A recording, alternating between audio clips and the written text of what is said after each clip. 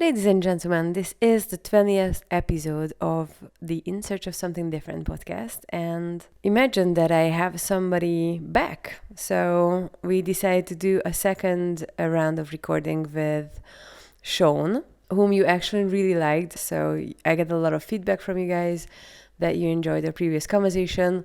That's good to hear because actually we really like to speak to each other as well. What's more, I actually came up with the idea of having this podcast because I had a chat with him one day in Kopangan and I was like, this is something we would need to record. So now he's back and we kind of did a continuation of the previous topics, which is the taboos that we are facing. We believe that there's a lot of things that us digital nomads don't talk about or like not necessarily something that's out there. Last time we also talked about getting old and commitment issues. If you haven't checked that episode out, go back and listen to that one. But this time we are going to continue with all these taboos that we barely talk about. For example, our economical and environmental impact, or also how many imposters we have in the community who do not have imposter syndrome but actually are imposters. So yeah, we are again facing a little bit more critical part of our lifestyle, and I hope that you're going to enjoy it as much as we did and as much as you did the previous episode. Okay, let's go. Welcome to the show about new ideas on how we live, work and connect. This is Borivik, your host, and in the following episode, together with my guests and listeners, we are again in search of something different.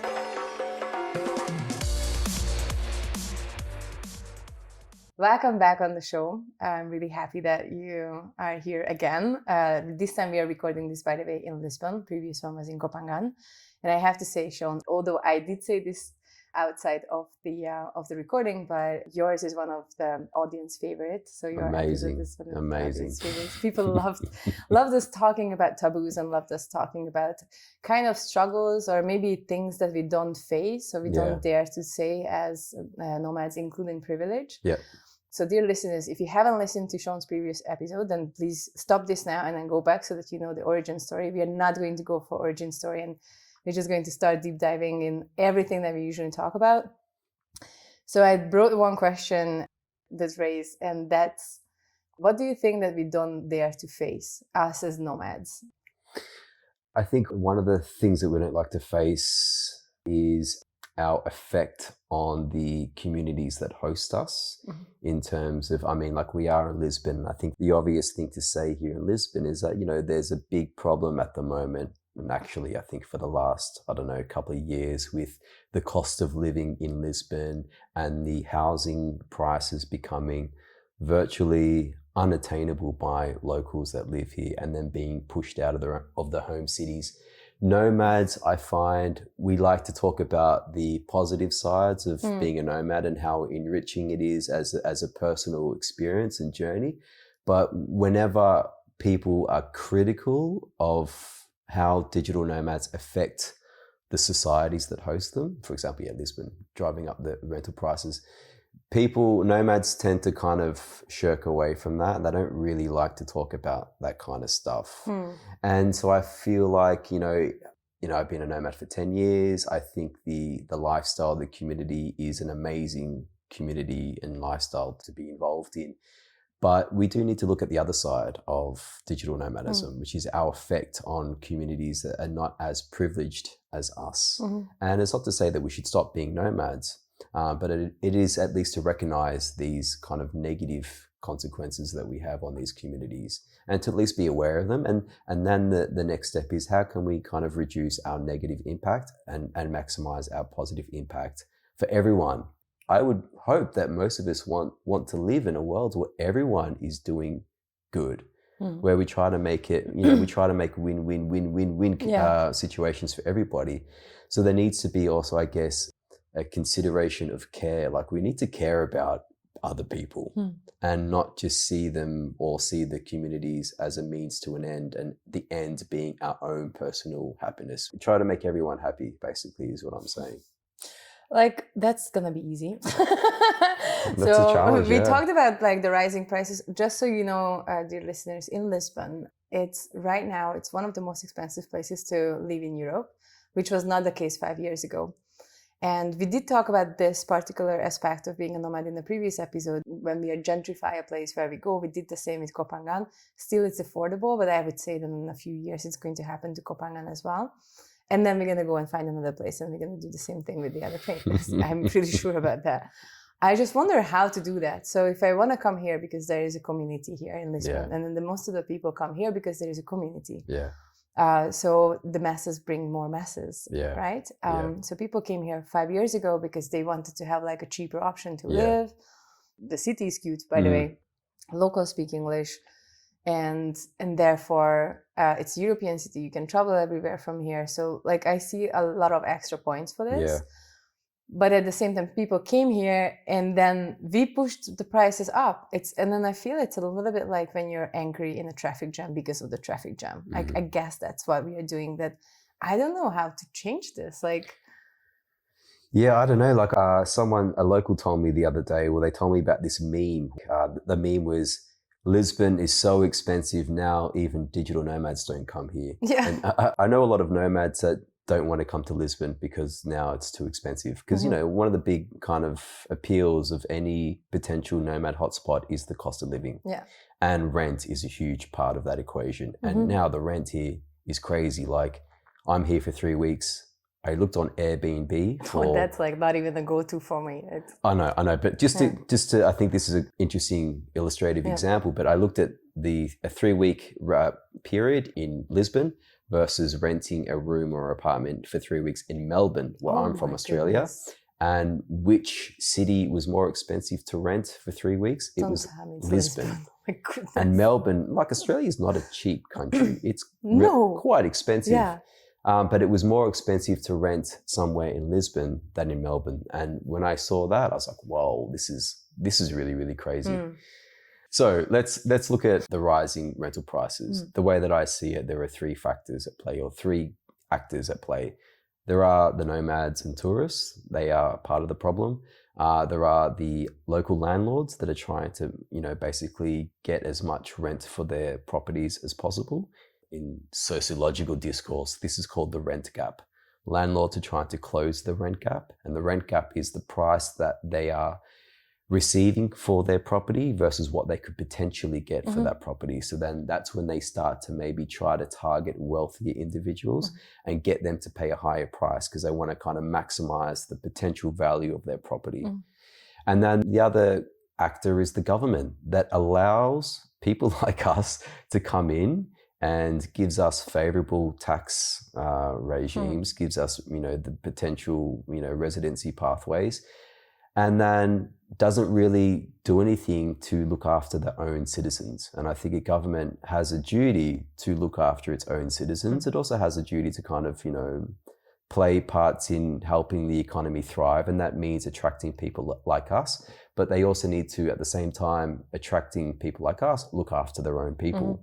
And this is the situation that I think we find ourselves in, where now, I don't know what the solution could be. I was speaking to a local journalist the other day, and she said, actually, it's not that there aren't enough houses or apartments in Lisbon. She said that a lot of them are just empty and not being put on the market. So it's not really a supply thing. I don't know. Yeah, but it's good to acknowledge. And I think we can just move on from that one. That's one thing that we don't face.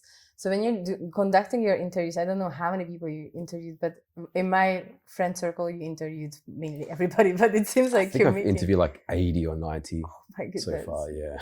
So I think it's easy to say that we have this wonderful life, and then we're just like being on beaches and then taking cruise ships now and, you know, going here and going there. But there is some struggles, and then I think when we are struggling with something, it's more difficult to admit because it's a first world problem. It's not even a first world problem. I think we are like above the first world problem. Like these problems that we have, it feels like really too much to complain because we have this, not even a white privilege, we have this crazy, I don't know, wealth privilege that we have. So what are the problems that people admit that they have? It's funny, like, occasionally people won't really talk about deeper kind of problems. They might, when I ask people, what do you struggle with or what do you find challenging about the lifestyle? Some people may say, oh, sometimes the chair isn't comfortable. Or sometimes the most horrible. No. Yeah, the chair's uncomfortable. Oh man, it's crazy. I'm suffering. But usually people talk about, feeling lonely and socially disconnected. And this, I think, comes with the territory, so to speak. Because if you are moving around, or even if you're not moving around, nomads tend to hang around other nomads. And there are many reasons for that. We share similar values. We have similar experiences that we can relate to. When you start hanging around other nomads, even if you're not the one moving, they're probably going to move. The connections that you make with another nomad, them being nomad, means that, okay, they're going to be here for a while, but then they're going to leave. So there's this constant kind of search for connection, and the constant having these connections dissolve around you. And so this is, an aspect of the lifestyle that I think is baked into the very nature of the lifestyle. And it can be challenging for people sometimes to always feel isolated and to always feel on the margins. So that is, I think, one kind of significant issue that people face. It feels like we want to be individualistic, and then we realize that individualistic means that you're alone. Yeah. And then we get scared, and then we want to belong to a community. Yeah. But this community is forever changing and consists of individualistic people. So then it's way more difficult for connection, it's super easy to connect, but to keep long-term connections, I'm not saying that it's difficult. Most of my friends are nomads and we keep relationships, but it's 80% online now, obviously. Yeah. Keep them. Yeah. And you make a good point, because like when your friendship circle or social circle are nomads, then you have the potential or the possibility to meet up again in different parts of the world, so you can continue your relationships. It's not like, once you leave or they leave, you're never going to see them again, because you are able to move around. You can organize to meet each other. And, individualism and to pursue what's good for the individual is it feels good to do what you want to do, to feel empowered to go after what you want. But then there's also, the social side of us that wants to feel like we connect and we belong. And sometimes they conflict. And, I think the challenge of life, or, how we achieve some sense of well-being in life, is to try to satisfy both of these, to try to satisfy the individual in us and to satisfy the social being within us. And that's, by feeling like you're part of a community. And that's a challenge for any human being. It's not just nomads, but I think nomads are we're so radically individualistic, and our lifestyle being always on the move, it makes us harder to kind of maybe balance these two competing drives. At the same time, I think it's these kinds of conditions of being able to be on the move all the time can create a really interesting kind of life, So it's, if you want to play the game, and it's an amazing game to play, the stakes are quite high. But for many people, I think they're worth it. And, people that have stayed in this space for as long as I guess we have, like we've been doing it for more than a couple of years, almost a decade for both of us. Almost a decade. We're obviously getting something out of it. And it's not to say that we haven't lost anything, but it's kind of like, if you could think, well, it's like a rational calculus. It's like, okay, well, I'm gaining more than I'm losing. So it kind of makes sense to stay in, yeah? I would challenge that thought, because recently I started to think, and then, okay, the background story is that when I left Kopangan, I was like, this is the place where I always wanted to be. This is where I found everything that I was looking for. There's food, massages, nice beaches, electronic music parties, good internet, it's cheap, it's everything that I want. Now I just sold Kopangan. People, don't go there. No, it's nice. Don't gentrify Kopangan more than it is right now. Anyways, and then I needed to come home because of business to Budapest.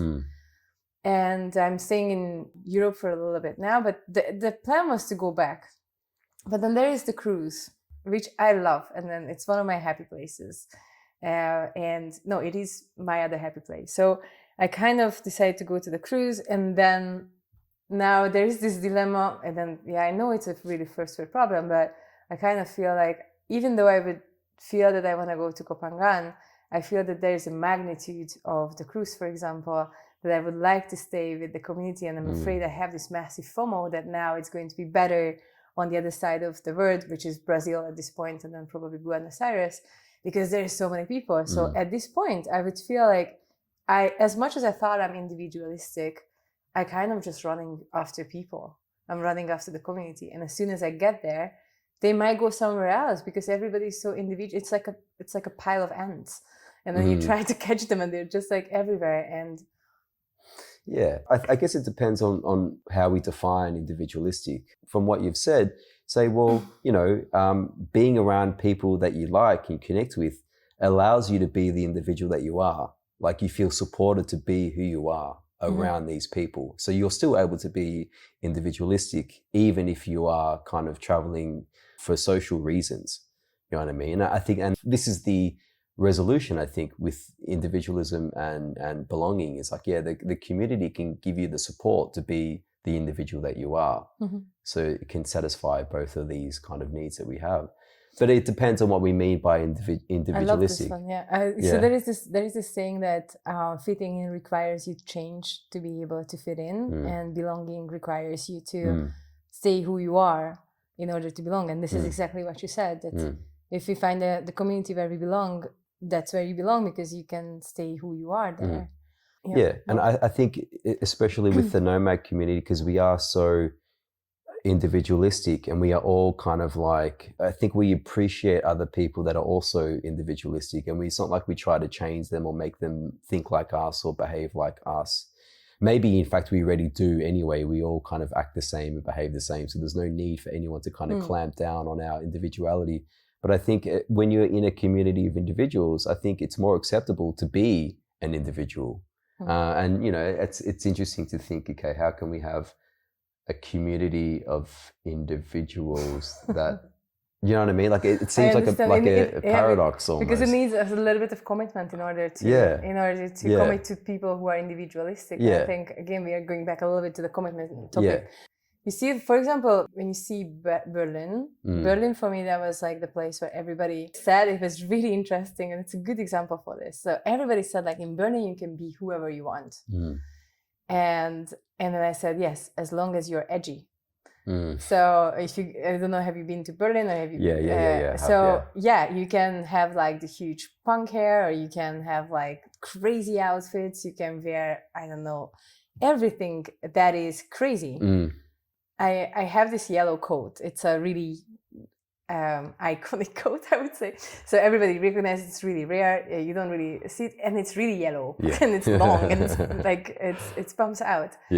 And it looks quite elegant, I would say. So I was wearing it, and I felt so out of the whole place because I was not edgy. And I was like, yes, you can be whoever you want in Berlin until you are somebody who's like an outcast. Interesting. It's the same with Burning Man, actually. There's a few people who dress normally, only a few. Like everybody goes super crazy with the costumes, and they are usually the police.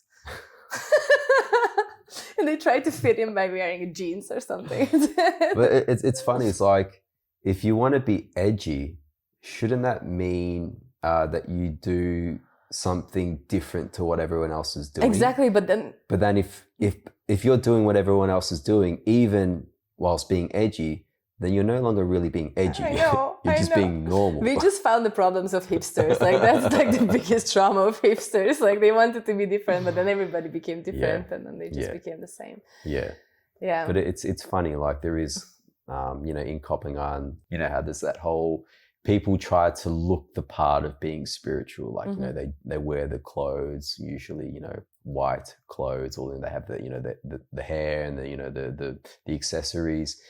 They're just trying to look the part. There is this kind of facade to it where, like, underneath, they may not be the most, oftentimes they're not the most spiritual kind of people. I mean, if we define a spiritual person as someone that's kind of, that cares about the world and cares about the other human beings and treats them well and with respect, oftentimes some of the most spiritual looking people can be some of the nastiest people that I've ever met. And there's that disconnect between what they present and who they are. So there's this question that we are always encountering: what are you running away from? And I think what happens is that we're sometimes not really attuned who we are, but it's true for most of the people as well. At least we are looking for it. We are searching for it. Yeah. And I think what happens is that when we are being asked the question like, what are you running away from? Then usually people, I don't know, do you get this question? Yeah, I got it yesterday as well. Yeah. Oh. Yeah. It's they are pathologizing movement away from home. It's almost like it's normal and natural and healthy to stay in one place and to live your life in the one place. And to move means that there's something wrong with you, like you're not able to adapt to the local conditions. There's a problem that you're running away from. But I always say it's a running towards the kind of life that you want to create. And what's wrong with that? I mean, the same movement from, let's say my example, my situation, leaving Australia to come to Europe, it isn't necessarily that I'm kind of running away from my life in Australia. I'm running towards a life that I want to create in Europe for many, many different reasons. So, people that say that you're running away from something are kind of just assuming that it's wrong or abnormal to move, when actually maybe movement is the healthiest thing you can do. I mean, we know exercise is great for you. And that's like moving from one place. That's moving. Yeah, but there is this in some of my readings that I'm doing for my research. There's like a sedentarist ontology or metaphysics. Sedentarism is, the idea that we should stay in one place and it's normal to stay in one place and we should cultivate, relationships in the one place. And there's also a nomadic metaphysics and ontology, which says that actually we should move and it's normal to move and normal to kind of explore the world and to have movement in your life. And from the sedentarist perspective, mobility and movement is abnormal or something that you should only do in small doses before returning to your sedentary lifestyle. And through the nomadic metaphysical lens, movement is normal and should be your normal everyday experience, and staying in one place should be just something that you do from time to time. I guess most people look at the world through a sedentarist lens where we are told that it's normal to stay in one place and you can move sometimes, maybe, when you go for a holiday or, when you go to work or whatever, you come back home. It's always coming back to stay in one place. But for nomads and for other nomadic people, or for people that kind of subscribe to the nomadic metaphysical viewpoint, it's completely normal and natural, and it's actually morally to be valued to move. There's a moral thing as well, like an ethical thing. Like we should move. Yeah, but what do you mean like morally it's more acceptable? So the sedentarist view says that it's normal to stay in one spot. So when you say something's normal, you're kind of passing it a judgment. You're saying we should stay in one spot. It's our nature. To move is against our nature, so it's immoral. If you have the opposing point of view where you say it's normal to move, and you're saying, okay, well, yeah, if it's normal to move, we should honor that. So ethically you're saying, yeah, you should move because it's normal, it's our nature. People often justify actions based on, well, it's human nature. So of course we should do it. And that by saying, of course we should do it, you're allowing this behavior to continue because you're saying, hey, it's our nature. So that's a moral thing. If you say, no, you should go against your nature, then you're saying, okay, well, morally, I don't agree with that and you should change. I mean, I guess it depends on everybody's different reality. I think we cannot just say like, you should move or you should. I think it's, for some people, it's enough if they just stay in one town for the rest of their lives. And for some people, it's also completely fine to always being on the move. I think the problem gets, and then I would say for me, and I'm curious on your take on this one, I'm a little bit afraid. So a few years ago, I went to a therapy the first time, and when I told the therapist about my lifestyle, she gave me a story. Like there is like this collection of kid stories, and then they use it as metaphors for patients in therapy, kind of like it's anyway. So the story was about the girl who had the red shoes. And it's a red dancing shoes, and it's a magical dancing shoes in the beginning, and then she finds it somewhere in the forest. She puts it on, and then makes her dance, and she's happy. But it turns out she never can take it off. So the moral of the story was the therapist trying to tell me that I might be addicted to trouble. And that was like 8 years ago, like 7 years ago. I actually get rid of that therapist, by the way. After a while, and I'm with someone who's on board with my lifestyle at this point, but it still haunts me a little bit. Like, will I ever be able to stop doing this? Because just now with this particular example that I can't really decide whether or not I can go with my original decision to go back to the place that I found the first time home, or keep going just because I don't know how to stay put anymore. Yeah. Well, isn't like one of the definitions of addiction such that you're doing something that's harming you and you can't stop? I think harming you or the people around you as well. Oh, no? yeah, maybe both. So you're doing something that's harming you and the people around you. Mm-hmm. You're causing harm to them by continuing doing what you're doing, this addictive behavior. My question to you would be, do you feel like you're harming yourself and the people around you by traveling? I guess it goes back to the same question that we are running after community all the time. And it's a little bit more difficult to find this. When you would stay put, it would be easier to cultivate these relationships. But you sometimes feel that maybe if I go to Buenos Aires, I'm going to find other people who are more connected to me. And maybe I can be individualistic by staying in the same place. And then just understanding that I have the freedom and I can still go if I want to. But what if I would try to not go? Yeah, if you tried not to go, do you think that you would be happy with yourself and your life? No. So you'd be causing harm to yourself by staying. Yeah, I know. But maybe I'm causing harm by going as well. Yeah, I mean, there is, there is this argument that also, traveling, I think if traveling or air travel was considered a country, it would be the 7th biggest polluter in the world. So there is like an environmental, you could say, okay, digital nomads or tourism is causing harm to the environment. Maybe that is enough for us to think, well, okay, I can't stop doing this traveling and it's causing harm to the environment. Maybe I'm addicted, But I don't think that's a very good argument. Well, that's honestly this environmental thing. I'm going to bring on somebody on the show who's going to challenge these thoughts, because I have a horrible feeling about like taking a cruise ship and then flying back to Budapest and then flying to Kopangan only in 1 month. And this is just my December how to look. So there is this part as well that I prefer to stay like at least in one land and feel not too good about it. Yeah. But there is like some challenging thoughts about like what can we do and then what can other people do about the environment. Because what I saw in Asia is we are like light ahead of even thinking about the environment. And that's a new thing, because what I saw up until now in Lisbon, by the way, ladies and gentlemen, there is no selective trash collection. Which I thought that it's just, how is that possible? Where, in Lisbon? In Lisbon. Really? Okay. It's not like, did you select? Like, the people that I'm staying with have dedicated bins to different kinds of where trash. do they throw it? I don't know. We haven't got to that point yet. You didn't take out the trash. No, not yet. No.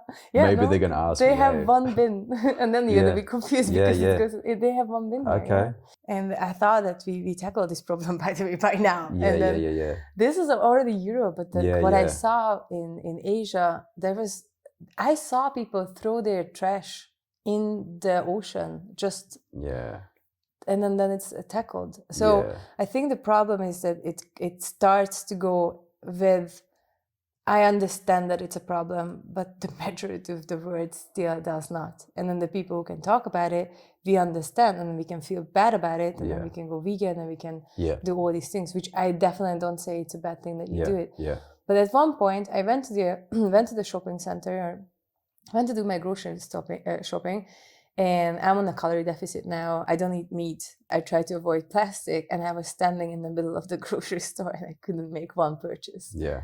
And then also needed to check the money as well. So I had like 4 different things. And then there's also the 5th one, like, what do I actually want to eat? Like, besides all the restrictions that I put myself into. So I need to let go some of them. And now I chose my body, and I chose calorie deficit because I'm losing weight now. But I think we are being put into a position that we are worrying about it. But at the same time, in Asia, there's these huge companies that they bring their production there, and they give all the tools to make all this technology that we are using, but they don't give them trash bins. You don't even know what's happening to the insane amount of trash that they're causing because they're making your iPhone there. Well, like a lot of these companies go to places like Asia, precisely because they don't have any laws about getting rid of your trash in an environmentally responsible way. That's what makes production there cheap. It's because there is a lack of laws, environmental laws or policies. So that's why they go to those countries. It's not just it's cheap labor.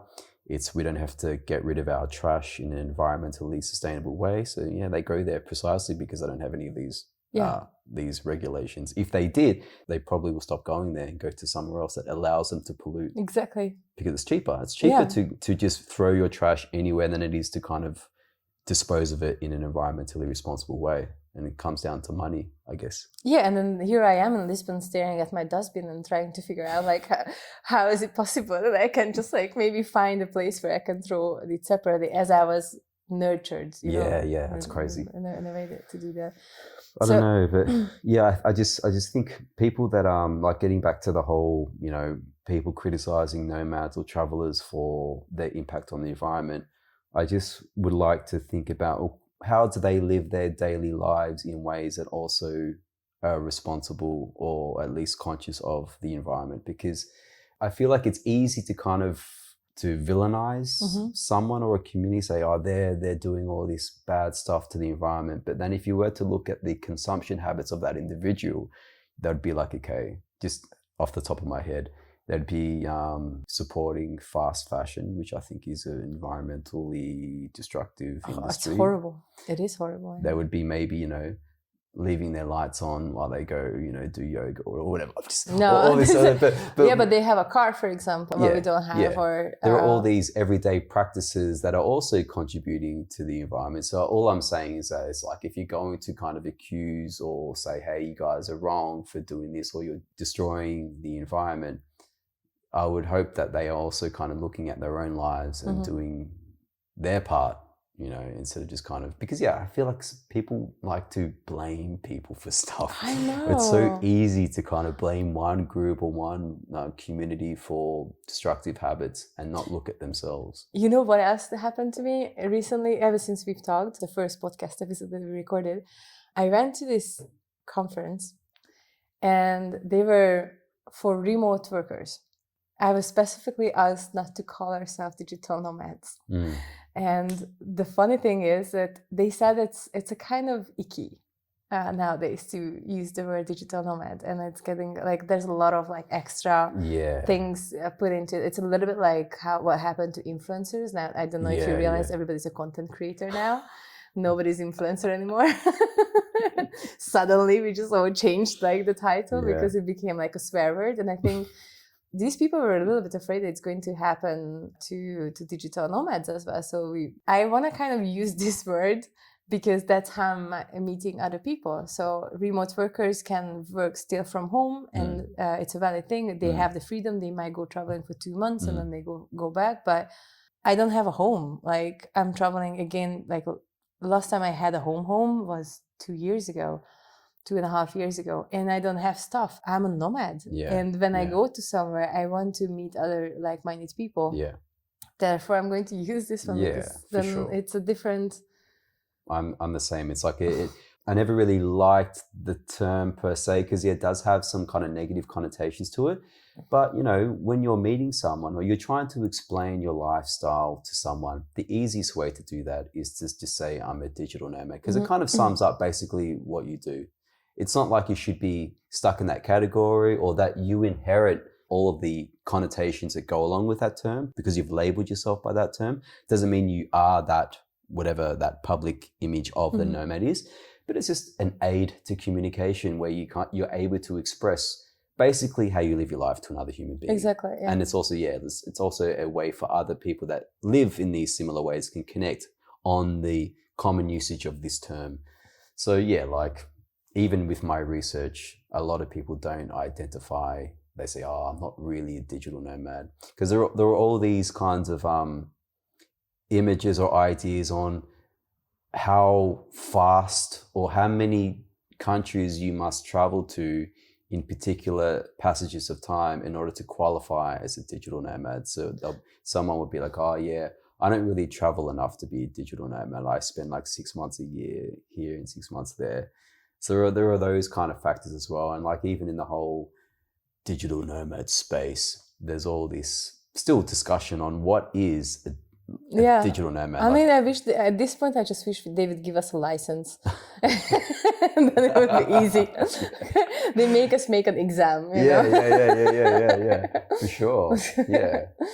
I think many people say that. So I wanted to ask one thing now, because I'm struggling in this a little bit of making the decision. How do you make your decisions? And maybe we can go back a little bit in like generalization. Yeah. So what do you think that helps us making our decisions on where we're gonna go next, or what is going to be our next step? Yeah.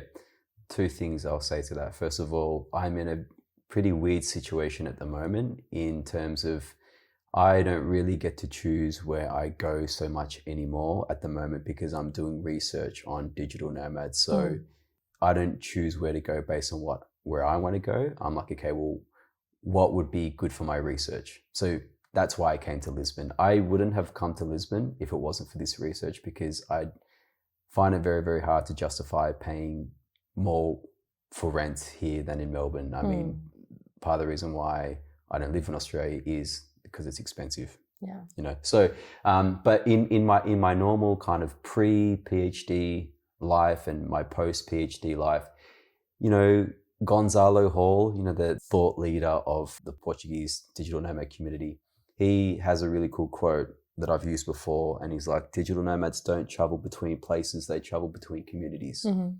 So I think community is a huge factor. Like, you want to go somewhere where either you know people already that are going to be there, like maybe for you and your social circle, or you want to go somewhere where there's a vibrant nomad community of people that you could potentially meet. Yeah. Because we do need social connection and that sense of belonging. So I think community, or the potential for community, is a factor. And cost of living. That's a huge one. I mean, like, most digital nomads are, you would say, a middle class, not really earning a lot of money, not earning little money. I don't know what percentage of nomads earn how much money, but, you know, I think we both would know a lot of nomads that are probably only making, let's say, like $1,000 a month. Like, because, you know, maybe probably not living in Lisbon, though. Yeah, they're not living in Lisbon, but they're making $1,000 a month, and that, you know, is not necessarily because they're like receiving little wages for their work. They may only be working, like, you know, 20 hours a week doing work that's meaningful to them. That unfortunately, there does seem to be a correlation between how meaningful work is to you and a lack of financial reward. You think so? Yeah, it tends to be like that. Like, unless you're really, really lucky or really, really good, you're not often paid a lot of money for stuff that you find really, really meaningful. And I'm saying, you know, unless working at a bank and playing the stock market is really, really meaningful to you, then that kind of job can give you a lot of wealth. But let's say you are a travel writer. Travel writers don't get paid a lot of money, but I do it because I love it. It's meaningful to me. I love it. Let's say if you're a graphic designer or an artist or a musician, these kinds of professions, you don't do them necessarily for the money. You do them because you love to do it. And it's very, very difficult to sustain a life or a lifestyle on a artist's wage or salary or income. It's, you know, but you do it for other reasons. So it does seem to be kind of this correlation. What do you think about that? So what you're talking about is ikigai. And so ikigai is something when you love what you do, you're good at it, and you get paid for it. And it's a Japanese word, if you wouldn't guess. And I would say that I think many people start their nomad journey with like trying to find the ikigai at the same time. So they think like that's how it's going to go down, that you're going to go traveling, and at the same time you're going to do something amazing with your life, because now you have leadership and you're learning. You taught me this word and I forgot it. Like when you have agency, agency, and they think that in like a month you can actually do this right away. I kind of like what I do, but I'm really happy that I started to fall in love with the business making sense of it. Like, so I'm teaching business coaching and life coaching. Like, I'm everybody, this is Body Week. As you can see, I'm not really monetizing this still.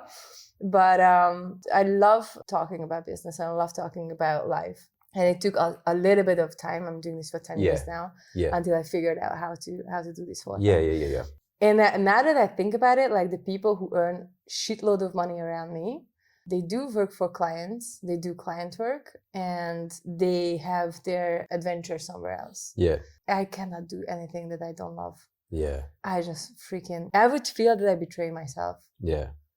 So much. I don't think it would be possible for me. Yeah. It's just not. But there is one thing that I see in also in our community that happens a lot of times to other people that they do. And I might hurt a few feelings here, but I'm going to brave and say what I have. I think there is like this thing that we call the imposter syndrome. Yeah. And I feel that many people are imposters in our community. Yeah. Yeah, for sure. And I don't know, I want to speak up about this because now it feels that the fucking imposter syndrome, because we have, and there's many incredible talented people who do have imposter syndrome. Yeah. But the fact that we have, now it can cover up the real freaking imposters who just come up with one day to another. Yeah. They put together an online program. Yeah. Or they put together something that they have nothing to do with. Yeah. And at one point, I think in our society, in our culture, nowadays, personal development is getting super, super important, which means that people start paying money for it, which means there are going to be new people who make online courses on personal development without actually knowing the boundaries that they can cross with this. Yeah.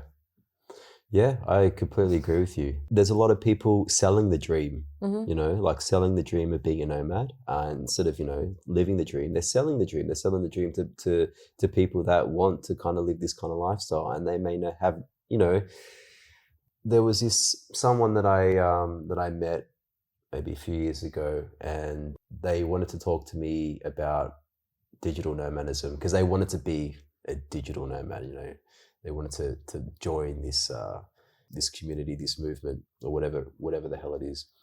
And so I sat down, I talked to them, I told them, what it's like and some of the challenges, and, maybe offered some advice on how to get started. And, and anyway, I think 6 months after I spoke to them, I saw on my LinkedIn that they were now offering coaching to how to be a digital nomad. They were offering coaching to would-be nomads based on, I guess at that point they had 6 months of experience of being a nomad. But at least they remember how to do it. Yeah. And they felt like they were qualified enough now to impart their pearls of wisdom to a new generation of would-be nomads. And I just felt like that was not right. That's kind of being an imposter. If you're going to charge, especially if you're going to charge money for your services, you should really, know what you're talking about. Having said that, I do think also in order to learn off anybody, they only need to know a little bit more than you. Yeah. So it's not to justify this whole thing, but, and also sometimes it's, there is this, I don't even know if this is true, but it seems to be true anecdotally, but people say that people don't value advice if it's free. Once you make them pay, they will somehow value in it, even if the content is the same. So there is this argument, okay, well, if someone's charging, $500 to do this digital nomad course, and the person organizing the course, running the course, doesn't know what the hell they're doing, but they've sourced all the content, which is good content, and put it into the course, then if they were to charge $500 to someone and that person having paid $500 will take that advice seriously and work on it, then they can get what they want. So the imposters out there may justify that, say, you know what, I'm giving them the content, that's good content, and who cares if I haven't lived it myself? Yeah. Leave me alone. Let me sip my cocktail on the beach. Yeah. I think in many cases, I'm not too worried about the digital nomad coaches because I think that's not too much freaking science around this. Yeah. I think everything that we do can be figured out online. I do have classes on how to become a digital nomad now. They're free, by the way. That's for Hungarians. www. Exactly.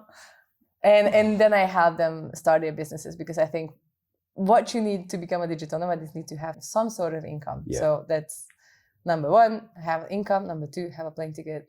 And then you can figure out the rest pretty much. Yeah. There's a few things that you need to do meanwhile. But like, honestly, if you don't have the money, then it's like, but anyways, what I wanted to say with more of the imposter stuff is we had the business imposters with, like, for example, the dropshipping courses like 5 years ago, 6 years ago. I don't see them anymore. I don't, maybe I'm just like blocked all of them.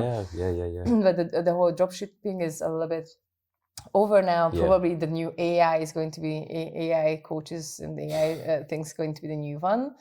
Like, build your own business only with AI, and I'm going to show you how. Maybe we should do this. Like, but it's still, I think they are good ideas, and then it's not over crossing any boundaries. And if you pay them, then you might as well actually just do it. What I mean is more like using psychedelics led any kind of workshop for people who are not definitely not therapists, not like trip sitters, not anything. They just had a few encounters with any kind of psychedelics, and then now they're offering this.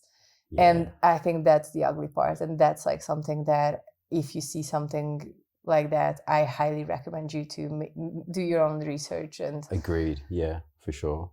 And we saw so many of that. And really. Yeah. I mean, like once you delve into those kinds of, even, you know, I remember talking to someone who's a psychologist or psychiatrist, and she was quite annoyed at a lot of people calling themselves life coaches or trauma coaches on a particular trauma without having the psychological education behind it or the experience behind it. And then, you know, people that have these kinds of issues or experiences, they are in a vulnerable state, and you need to treat them in a way that is not going to trigger some kind of harm. Exactly. So like once you get into, and psychedelics is also one of these very, very powerful domains of life where if you don't know what you're doing, you can cause a lot of harm to people in that state. So for sure, What I saw is that this starts to be a thing, and I think these people usually don't know what's the difference between coaching somebody's mind and between coaching somebody's soul. I don't think that you can coach people in a soul level. I think there needs a lot of understanding. We need a lot of education around that, like understanding how trauma works. And we can create spaces where people can, for example, talk, but we cannot push people like turning on the lights on. Like, this is your trauma, and that's how you need to heal. And there's various activities that you can help and then overcome. And I think we are really experimental, us Nomads, definitely. So our community is like, I would say like 50% did ayahuasca, definitely have, or will. And then there's like team Vipassana, and then you would go for 10 days. So there's like a lot of things that you do in order to figure out what's going on in the inside. And I think that's the limit where I would. I think as well, I was just thinking before, like, oftentimes these people that call themselves trauma coaches have gone through the trauma themselves, and they've figured out a way to resolve their own trauma. And I think, you know, their path through the trauma was probably very, very personal and individualistic to them. And then they try to apply that same blueprint that worked for them for other people without maybe entertaining the idea that maybe other people will not respond to this particular modality, or they won't achieve the same kind of results as you because they're different to you. So there needs to be an awareness, okay, just because it worked for me doesn't mean it's going to work for everybody. And the sad thing is, people that are traumatized or looking for help, if someone says, hey, I have the solution that you need to be healthy, it's very, very attractive, and they're going to probably take it. And then, you know, whether or not that ends up just costing them a lot of money or costing them their soul or whatever, then that's another issue. But I think people need to realize, and maybe this is coming back to this, we were talking about individualism and the individual. When your world is only about you and you think, oh, well, you know, I figured out the solution. It must work for everyone else. There maybe needs to be an awareness that, hey, well, what worked for me won't necessarily work for other people. So there at least needs to be an awareness that, you know, there are other people that maybe respond differently. And yeah, anyway. Yeah, I guess that's the same. I didn't even know how we came to the imposters. I just wanted to drop this. I think like the various points that we had. Yeah, this needed to be said, and one point or another. So when are you going to sit down and write your thesis? How are you doing this? I got to start doing it ASAP. Honestly, like, you know, it's funny. Writing only gets done when you do it, when you start doing it, and it's only by starting the whole writing process that you can actually become clear on what you want to say anyway. And there is this temptation, at least like I'm technically in my data gathering phase, where there is this temptation just to, you know, say, hey, I'm just going to wait till the year's over. I've collected all my data and then I will start writing. But I think you just need to start now. So if I think about the project, it feels so overwhelming. And I know I need to get started. And the sooner I start, the sooner I will finish. So I just need to keep that in mind. But probably, to answer your question, in a year and a half. Okay. Good luck with that. What's going to happen after? Are you going to stay a nomad after this? I'll always be a nomad. Okay. Got a nomadic soul. I was born this way. It would be cool to have my freedom back, because this has been the thing that I find quite interesting, you know, in researching this community based on freedom, that values freedom. I've lost some of my own freedom along the way. It would be good to get my freedom back and be able to stay where I want to stay because I want to. But I would like to maybe do like a postdoc, which is like another 2-year kind of research, kind of working at a university type thing. I would like to do that for a couple of years, and then I don't know after that. I mean, who knows what's going to happen? Who knows what's going to happen in 6 months, let alone 3.5 years for me. So, and what about you? What are your plans for the next? What's your 5-year plan? Where do you see yourself in 5 years? Are you going to hire me for something? Yeah. What would you say is your biggest weakness? I took your question so seriously. I was like, what? I honestly, I think there is some kind of changes going through me, and I need to be brave and then just go push a little bit my boundaries, my limitations. I think I get so used to being a digital nomad and having all this freedom that I think at this point I lost purpose, if I want to be completely honest. Okay. So I used to be the main host of Nomad Cruise, and it gave me this possibility to not to think where I want to go. So it was always given where I need to go. Okay. And so I didn't do it for 3 years. Now I'm back on the cruise this December, and I'm going to host it again, which is, I'm super happy about this, and I'm absolutely ecstatic and looking forward to the whole thing. I love doing this. But at the same time, I just realized in the past 3 years that it was such a calming thing to know, like, I'm just going to go wherever the cruise is going, because I'm just going to go with the community. And I'm always going to be like, I have purpose, I have the community to go with. And now I question this, and I want to figure out what I actually would do if it would be up to 100% on me, on what I'm going to go and do next.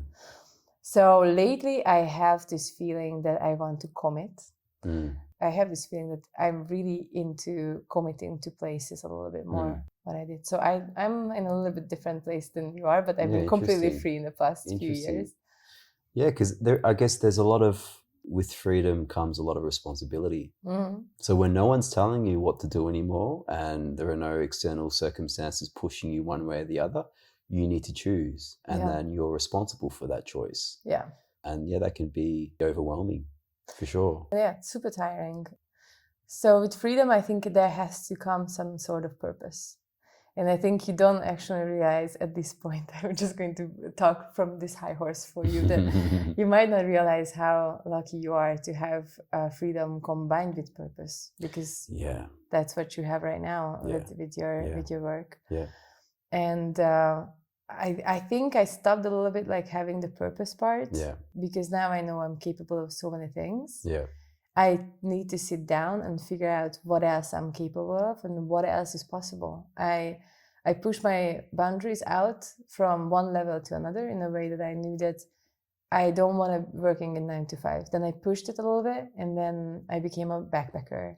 And then I realized I don't want to live in hostels, and I don't want to live cheap. So I pushed my boundaries again. And I think a new point is here again somewhere. To figure out what's my own reality, what I want to live. What could be your next purpose? What are some potential purposes that you could maybe work towards? I think what I'm really good at is making people feel understood and heard. And I hope I'm good in making people feel connected. So a cult leader, obviously. Copenhagen's the perfect place for that. I think they get tax breaks down there. I think I just like, that's not a niche in Copenhagen now. So I will need to. Yeah, the market's flooded with cults, unfortunately. And I think all I see is that I really want to do something in person. I really want to have people around me, and maybe less travel and maybe a little bit of a home would be nice. Yeah. And some sort of connection and commitment. Sounds good. Yeah, it sounds fun, no? Yeah, I mean, you're right. Like freedom without purpose is very, very unfulfilling. It's an empty shell, I think. Freedom is a necessary condition to feeling kind of this sense of well-being, but it's not a sufficient condition. Freedom in itself will not make you feel good. Especially like there is a common thing when you first travel, like if you're backpacking for a year, probably the first year is great because you have this freedom and you never really had it before and you love that sense of freedom. Then after a year, at least it happened to me and a lot of people that I know, when you're traveling without any purpose anymore, traveling becomes your normal everyday routine and you don't really kind of appreciate it anymore. And I think that's why maybe I think a year into my first travels, that's when I started kind of traveling places to write about them in like travel stories, because that gave me a purpose. It gave me like something that I could go somewhere with and then come away from that with an experience. So I think, freedom without purpose is, unsatisfying, unfulfilling. Yeah. It's a bit like travel should not be the goal. It should be the tool. Yeah. In order to accomplish whatever you do. Means to an end. I've always said that digital nomadism is a means to an end. And the end is, I think, for a lot of us to find somewhere where we belong or somewhere that we feel like is our home, or that allows us to be either the individuals that we are or to connect with people that we want to connect with. So it's a means to an end. It's not the end in itself. And that's why, some people kind of, I think, get confused that being a digital nomad is kind of like a job title or a career. It's a way of life. Lifestyle, yeah. It's a lifestyle that enables you to fulfill many, many different ends. Like, I know someone that is living in a particular country as a nomad because they want to explore their ancestral roots. And so instead of, having to maybe go to that place and getting a regular job or getting a visa, they're able to kind of sidestep all that because they can earn their own money, but they get to live in the place of their ancestors and they get to figure out who they are. So that's another reason why people do it. Other people may travel to another place just because it's cheap, because they have this business idea that they want to get off the ground. So there are all these different ways, all these different ends. The means is the same, I guess, being a digital nomad, but even that is different in how you do it. But it's a means to an end. So I think freedom should allow you to go after, freedom is a tool that you could use to pursue what is meaningful to you, whatever that is. Yeah. Right. I think this is the end of this one. We found the end of it. Yes. Although I do have a question out of this, but this is going to help me invite you for a next session. Okay. What is the question? Should we put it down on record now? No, I think we're going to come off it in a second. All right. Thank you so much for joining again. Thank you so much. Yeah. Looking forward to the next one. You are listening to the In Search of Something Different podcast, where we talk about new ways and ideas on how we live, work, and connect. If you like this episode, don't forget to give us a 5-star rating, as it helps in this word. And also, you can say hi on Instagram. You can find the show under In Search of Something-Different. I'll come back to you soon with the next episode, but until that, don't forget to stay curious.